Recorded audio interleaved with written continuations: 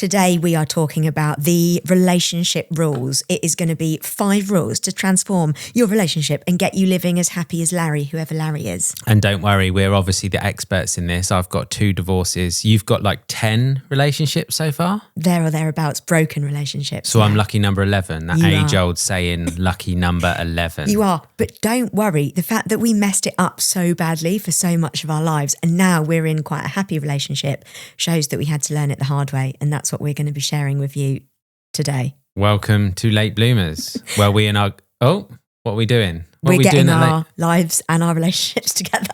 Eventually. Oh my Lord, it's the relationship rules. So I think, first of all, it's just very important to say. Well, we're not experts.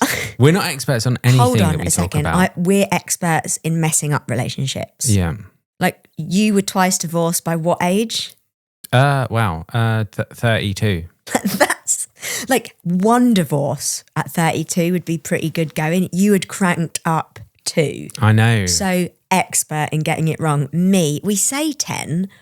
I don't actually know really. I was in relationships from like 16 to 34 back to back. Well, I'm not talking about like little 2-month when you're like a teenager and stuff. You had 10 serious 1-year relationships, didn't They did tend to last 1 year, yeah. Yeah. And then they'd fall apart. Why always 1 year? Mine were always 7 years as well. Both my divorces were after 7 years. Why is it the amount of time? For me, 1 year, by 1 year, all of the honeymoon stage was over. So all of that excitement was gone and the real problems start to set in by 1 year. That's when it turns real, right? The real problems. Or the real relationship, depends which way you look at it. But I never made it through the honeymoon. So, but then we've got all these like issues. Mr. Divorce over here, Miss Wham Bam, thank you ma'am, on to the next. Yeah. But we've been together like 5 years. Is it 5 years now? It is, yeah. 2 years left.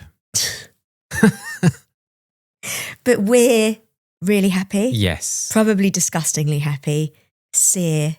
Cringe happy, isn't it? Oh, it's so cringe. Yeah. Sear, my stepkid, your eldest kid, just is like, you guys are just gross and sickeningly in love. So we have kind of figured it out in a way. I think so. How we explain that, I suppose that's what we're going to give a go today. We're going to give it a go. So we've tried to look at all the things that we got wrong before and tried to look at some of the stuff we're doing slightly better on now and break it down into 5 rules. What we're going to do is just talk through each rule and just have a laugh about where we used to get it wrong, where we might still get it wrong, and how we're trying to do it a bit better in the hope that it might help our amazing late bloomers who are listening do the same thing. Okay, so obviously there's 5 points. It's usually 3 with you. So this is obviously a big topic for there to be 5. Yeah. The first one we've got, never raise your voice at someone you love. So how did you get this wrong? I can imagine actually. Wow.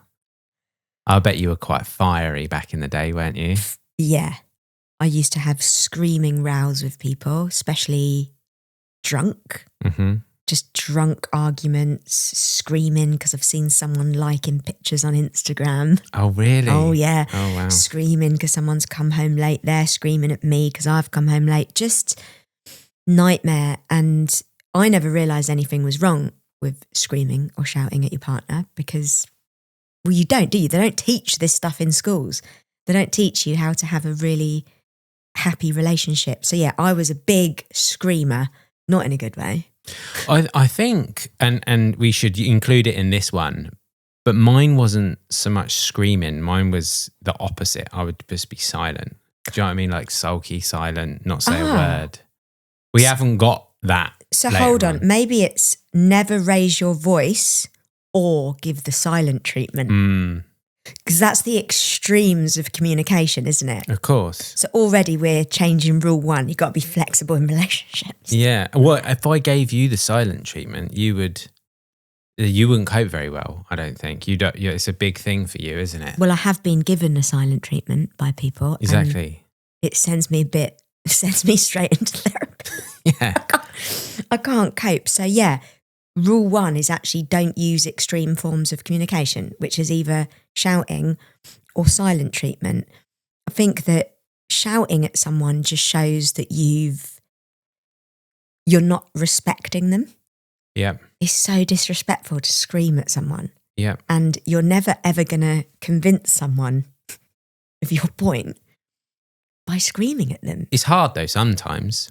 Obviously not, but most of the time we're really happy, we have a laugh. But like, it's easy to say don't shout. When a human gets to the point that they want to shout, they're feeling really strong emotions. I'm thinking about when we first moved in here, when we had the plumbers coming around the next day and you wanted to change the bath. Like if there was going to be a point I was going to shout and get angry, it would have been then. So it does, although it might be easy to say don't shout and don't scream, in the moment you have to make that conscious decision. Oh yeah, I think it means walking away, taking a break. You have to work really hard not to shout and also not to do silent treatment. Yeah. I think it's the communication part. So saying like, I'm about to lose my shit, I need to walk away, or I'm finding it really, I need some space away from you, but I'm not giving silent treatment.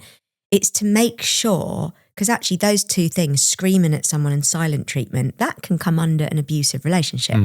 So you're just making sure it never ever goes into abusive territory. You feel the normal human emotion, but you put words to it. And we obviously annoy each other. Yeah. And we have moments, but I don't think we've ever shouted or done silent treatment. Well, I think the one thing you can pretty much guarantee, if you've got to a point where you're like shouting, you're going to regret whatever you say, aren't you? It's not going to be like considered. It's not going to be calm. There'll be apologies to come later. Oh yeah. Because, so it just never helps. So what you obviously can't do and what not shouting means isn't all be like lovely and kind and stuff like that. It's just don't shout. Like I can say you've really annoyed me. Oh my gosh. I'm not really in a position where I can chat about this right now, but I need to go and calm down, and then can we have a conversation? Here's the thing though, and this is why these rules only work when both people are working hard for the relationship.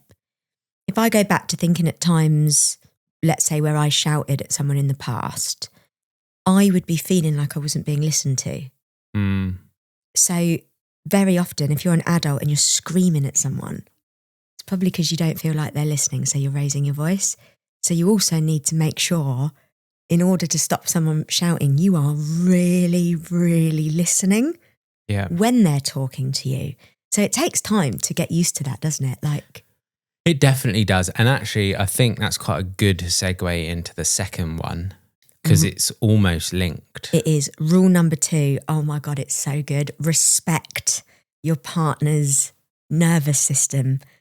When I was having these 10 relationships before, I didn't even know what a nervous system was. Yeah. We were just together. I felt something. I'm crying. You're shouting. I'm drinking. You're in this roller coaster without any understanding. Yeah. But with you, I have learned that we are so different when something's going on. Big time. And I think loads of people will be. So for me, I cry a lot. Yeah. And I need cuddles and I need reassurance. If we're having any kind of disagreement, I'm upset, I need to just cry on your shoulder. And that's exactly the opposite of what I want, isn't it? You need to go and have 10 minutes in the room alone. And it's so mad because when you don't know that about each other, if I'm trying to get comforted by you and you're pulling away, it's going to make it way worse. And it's actually going to make the argument worse. So it's also knowing who's going through what in each moment, because I have to make sure that I'm not trying to get cuddled or comforted when you're triggered and you've lost the plot a bit and just need to go to the bedroom. Yeah, and I wonder if, again, not an expert, but I wonder if it's something to just do with the way our brains are, because I'm quite logical. So like when I'm activated or feel something strongly, I need to go and get everything correct in my head before I can have a conversation about it. It needs to all make sense. I need to know everything that's happened, why I feel like it, and then I can have a conversation with you. You're not really interested in that. You just want to cuddle and to know that you're like safe and nobody's going to shout at you or leave or whatever. Like, so we're very different needs. I can't I'm obsessed with the details, either in conflict or in business or whatever. I need to know everything.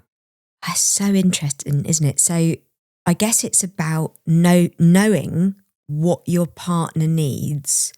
I hate the word triggered, but when people are upset, angry, activated, whatever word you want to use, when we're having a bit of a difficult human day, to understand what your partner needs and help them to get there. Yeah. So often in a row, I just want my needs met. I want to shout and scream and cry and be cuddled. You want to logic it through, explain why I'm wrong and go and sit in the bedroom. Those two people are never going to get through. And there's so much kindness. Like, it's probably some of our kindest moments and most loving moments happen when you will just give me a cuddle and I'll start crying. Or I'll say, Bubby, I can tell you are well stressed. Go and have 10 minutes in the bedroom. And to not feel, either of us feel defensive about that, is also so important. These rules, it's so important to know it has to be coming from a good place from both partners. Because I could be like, Bubby, you seem a bit triggered by something. So do you want to go in the bedroom? Because you can't. God, yeah. There would be a way to say the same words, but to be passive aggressive. You to me, like, do you just need to have a cry so we can get through this?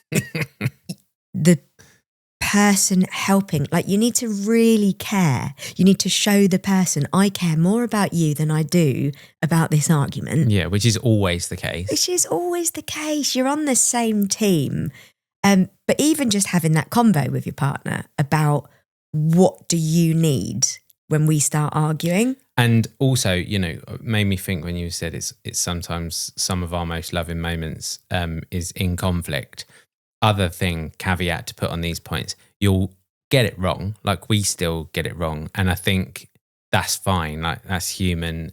Knowing what we should do and doing it are two different things. But at least knowing what you should do enables you to recognize when you get it wrong. And then you can say sorry. Yeah. Which is also important. Okay, so number 3, remember your childhoods.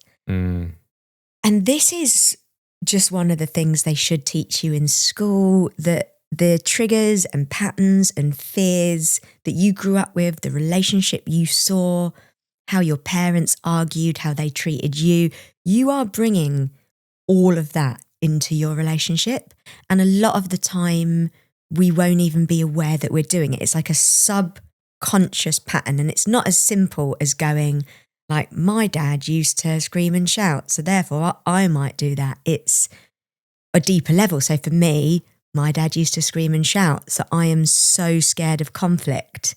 That's why I need to be cuddled and have a cry, because I always think you're going to scream and shout. So it's really understanding the relationship pattern you saw growing up, both between your parents and from you to your parent. Well, and not necessarily always parents, right? So I think about some of the historical conflict that we've had, and it will be stemmed from both of our past and both of our childhoods, but mine often came from like later on in childhood, when I was like 17, 18 and lived and had to fend for myself, bringing up a kid and all that sort of stuff. I can sometimes react quite negatively when you're like, let's do this for Sia, let's do that for Sia needs this. And I agree with it all, but at the time I'm like, my subconscious is like, well, I never got that. Like, no. And I take more of a harder line. And that's where some of our conflict has happened. And, you know, that's probably our biggest conflict, is around parenting. It is. Parenting is the one area. And I think that's so amazing, though, that you can see that. Because actually, it's not about being perfect. It's not about changing everything. It's just about having self-awareness. Yeah. With the other person, with kids, whatever it is. And like for me, although I had to be super independent and self-sufficient, I then subconsciously think, well, everyone should be like that. Why does everyone need hand-holding? But that's not right. No. But that's what happens in me. Of course it was. It makes sense. And, you know, how did your parents argue when you were growing up? What did you see? So they didn't argue much. when they did, it was like World War III. Like mum would lose her mind usually. And it would be just months and months and months of build up. I guess because I'm assuming, I was a kid, I don't know, but I'm guessing because they didn't communicate the stuff that was on their minds regularly. So it all like built up to a crescendo of like an all out battle in the kitchen. So interesting. Go on. Tell me why Because that's interesting. You don't do this anymore, but you used to not say anything about how you felt. It would all build up. And I'd know something was wrong because you'd go and rage clean the kitchen. Oh, that's mum all day long. Like I love her to bits, but if mum was annoyed, you would hear the drawers close and the pans getting clanged together when she was emptying the dishwasher. You would just, so you could feel that atmosphere is like, oh, mum's. But mum's literally, annoyed. like in our old house, that's what you used to do. Yeah. Like the exact, isn't it just so interesting? So it's having those combos with your partner. So what do you do when you're upset with your partner? What do you do? No shame, no blame. Where might it come from? How could you do a bit better? And it took us a while to get you out of rage cleaning. And even now it's hard for you to come and say, guys, I'm tired, or guys, this has upset me, to me or Sear. But you do so much better now with vocalising. Of course it's hard. It's harder for both of us, right? Because I'll say something's really upset me or annoyed me or I'm feeling this way. I'm going to go and take some time away. And that's what I want. So yeah, it was hard to communicate that rather than empty the dishwasher really loudly so everyone knew that I was pissed off but didn't tell anyone. But when I do say that, that can be quite hard for you because you'll be like, I want to talk about it now and I want to cuddle you and make it all better immediately. And I'm like, no, I don't want to. I'm way better now though. Yeah, no, but like but now your I'm natural like, instinct. okay, yeah, of course it is.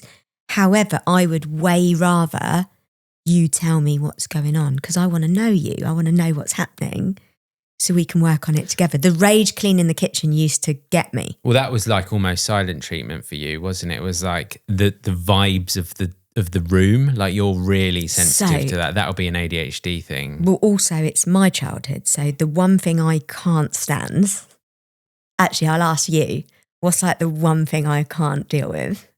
Like not like silence, like just being ignored and not spoken to. But when there's something happening. Yeah. So if I can tell you're stressed and I say, you okay? And you go, fine. And you rage clean the kitchen, it makes me feel insane. I cannot cope with it. I can't cope with an atmosphere in the house. Go back to my childhood, pretty much from when I was born to when I moved out, there was affairs happening in my house. There was lies, there was secrets. Everything was kept away and lied, and everyone was having dinner around a family table.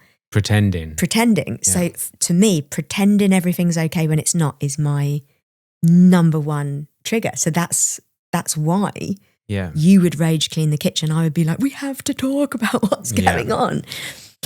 But when you understand that and you can just be kind to yourself, it changes the game. And also, you know, in our early years, I would sometimes have little mini panics that you were cheating on me or I was being betrayed. Obviously, that's a massive echo from my past. But being able to share that in a vulnerable space. Yeah. I hate the word vulnerable space, but like just a lovely, safe, I know that you're not going to mock me, laugh at me, make me feel silly for asking. A couple of times I've been like, you came home late, are you with someone at work? Yeah. And it's so crazy because the vulnerable part of me, I've had to protect for so long. So to show that to someone is really difficult, but it's kind of where the magic happens. Definitely. And even, fairly recently, we hired someone and you were like, I had a silly thought, I want to share it. Oh yeah. And you were like, there's this person that we're going to be hiring. Like I had a thought that you might have an affair with her. Yeah. And I'm like, well, thanks for sharing. That's horrible. As in, I didn't believe it. No, I knew know. it wasn't logical, but it made me feel a bit anxious. So I was like, I'm just going to tell Rich and then have the comfort. It's such a strange thing to share to share that stuff, but I love it. So remember your childhoods because they're here with us, whether we like it or not. No matter how much therapy you do, your childhood is staying with you. It is, baby. Number 4, I just love. I think this is so important. It's to stay connected. Yeah. Need to find a middle ground though with that, don't you? Because like you want cuddles in bed and I get too hot and stuff like that. So you have to negotiate what that means. Stay connected and also you have to compromise. Yeah. Because yes, I love to cuddle in bed, but you get too hot. Well, no, it's not me that naturally gets too hot. It's that you are the temperature of the sun when you get into the bed. Am I, or are you just cold? I don't know which way it is. I don't. But I guess it's about, so often in long-term relationships, people talk about physical intimacy changing when you get into years and years. Yeah. But actually, it kind of happens first with emotional intimacy and the small moments. Like you forget that being in love is so much more than those first few months of whatever feeling. You're talking about naughty time. Yes, of course. Like it's way more than that. And it's to make sure that you don't only think about sex and you don't only think, it's the kisses and the cuddles and the hand holding and the little head rubs, all of that stuff. And actually, when I look at my old relationships, that would always fade out. Yeah. Like that sort of the physical intimacy that isn't sex. Yeah. Would always fade out. That's really strong with us, isn't it? Oh my God, it's even when we had the dry spell, when we moved house and we got Rocket. Spell. It's even got an era. I'm so glad that era is over. But like dry spell era, we never lost kissing, cuddling, hand holding, the old smack on the old bum. Like you have to stay connected. And that means it's like the actions of people that are in love and are happy. Yeah, I think this one comes as a byproduct of the first 3 though, right? Because I think although you do need to make an effort to stay connected, I think it's pretty much impossible to do if emotionally you're not connected, don't respect each other, all that sort of stuff. That's so true. Like if you're constantly having stuff brewing under the surface, holding resentments, never actually dealing with stuff, you're not going to want to be hand holding, kissing, why are you cuddling. grabbing my hand? So you it's like you have to always have a clean slate. Yeah. Always. Doesn't matter what you're dealing with, what you're going through. You have to get back to clean slate, happy as Larry, or else you miss out on like the best bits of a relationship. Yeah, big time. I agree. Oh my God, absolutely love it. Then rule number 5, and by the way, there's like so much more that we could talk about. It was just trying to think what's the 5 things. This might not even be right. This is what we think. Oh yes. Do you know what I mean? It's probably wrong. Give it a go. But I thought this one was really important, which was just like celebrating the ordinary. There's so much in life about, birthdays and Christmas and Valentine's Day where you go out for a big posh dinner and you buy presents.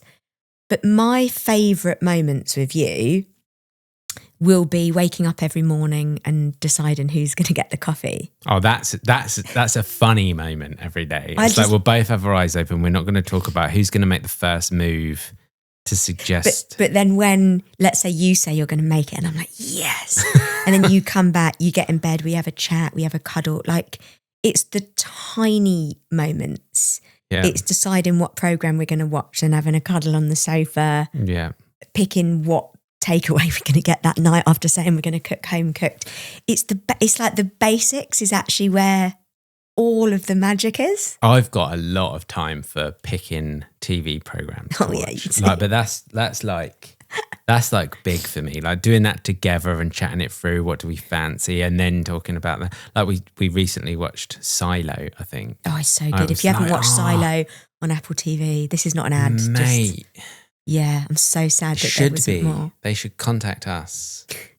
But even that, like just, you wouldn't see that in a big romance movie. Just 2 idiots in bed at 9 o'clock watching a TV show. But like it's the win. It's like we've worked together and we've found this TV program and now we're celebrating because we're enjoying it at the same time. I know I'm going off a bit on this TV program, but you know what I mean? A bit, but it's okay. It's the tiny moments. Yeah. It's like the joy and love is built in the things that nobody ever talks about. and ever celebrates. Yeah, so I intend to celebrate loads when you say after we've recorded this that you're going to go and pick up all of the poo from the garden from Rocket. Like, I appreciate that so much. Is that the trick to a happy relate? Be the one to pick up the poo? I think so, yeah. Or share it. Oh, well, that's lovely. That's our 5. We hope it's been helpful. Yeah, I hope so. It's helped us. And like, to reiterate, we have done it wrong in 2 different ways. Yeah. Really, really, badly. And, Rox is 1 year, you lost interest, moved on. I lived unhappily for a bit before the end of the relationships, and I wouldn't recommend either. Yeah, so you stayed unhappily in a long-term relationship, and I never committed to a long-term relationship. And both of those are different sides of the same coin. It's the inability to find daily joy and connection and peace in a long-term relationship. And I think that underscores it all. A lot of these things that we've talked about today just require good communication. Like, without it, you just got no hope. That's really. the thing, because it also makes me think we can say all this, but if you were in a relationship with someone that was, the word toxic, if they were not a nice person, if they were toxic or narcissistic, whatever the buzzword is, not a healthy person, not someone working with you, doesn't matter how many rules you apply, it's not going to work unless that person went and did some long-term therapy. Yeah. So it's also about knowing and being really realistic about the people that we're choosing and whether our partner is on the same level as us with building a long-term future that is safe and connected. So also just like, sorry to anyone that's listening that doesn't have that. Yeah, definitely. Well, we hope you find it helpful. If you have, leave us a review, like, share, do all of that sort of stuff. Yeah, please leave a review because I'm going to go and pick up poo now. Yeah. And if you haven't, just ignore. Don't come back. See you next week, maybe. Bye.